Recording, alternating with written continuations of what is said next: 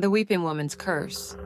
In the sun-baked villages nestled along the arid riverbanks of Old Mexico, before the dust of time had fully settled on ancient stones, there lived a woman named Maria. Her beauty was the stuff of legend, her eyes like midnight pools, and her hair a cascading waterfall of jet black. Men traveled from distant lands drawn by tales of her loveliness, only to find her heart as untamed and cold as the mountain winds. Maria, however, was not easily swayed by riches or flattery. She yearned for passion, a love as fierce and wild as her own spirit. One day, a dashing Spaniard, a charro with a silver-studded saddle and eyes that promised adventure, rode into her village. He was everything Maria had ever dreamed of, bold, charming, and utterly captivating.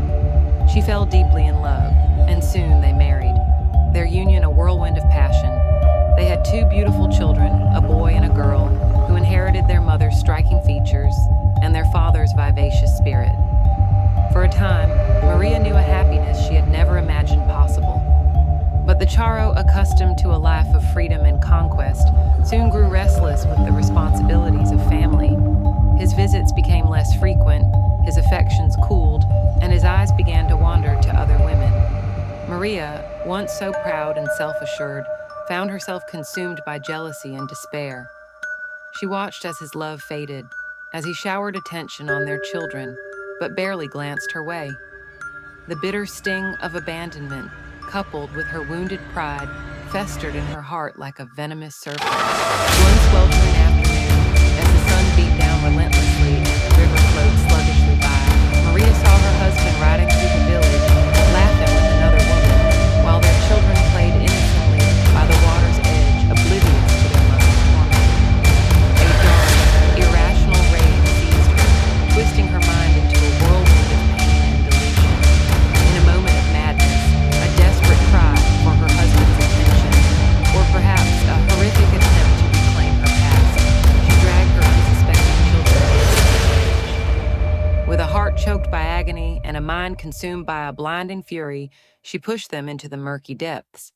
The children's startled cries, the brief, terrified struggle, were quickly swallowed by the current.